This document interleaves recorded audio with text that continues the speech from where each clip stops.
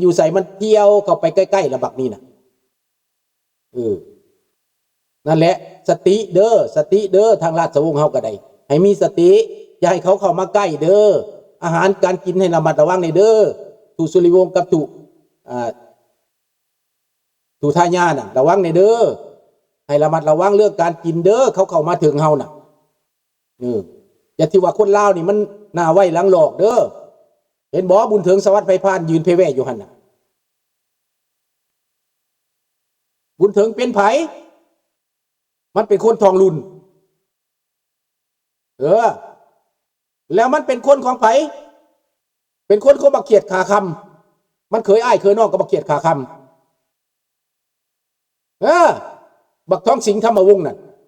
นั่นแหละมันเป็นเคยอ้ายเคยน้องกันคนหู้หน้าแต่บ่หู้ใจแม่นแล้ว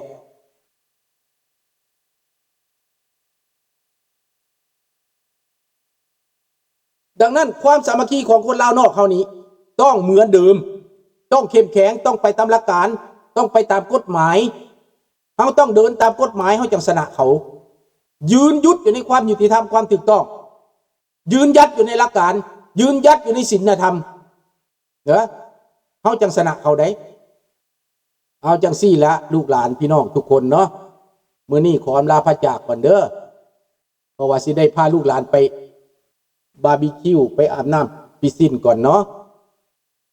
กุดไนท์บอลนุยบรรทุกการผ่านเด้อโชคดีทุกคนเนาะ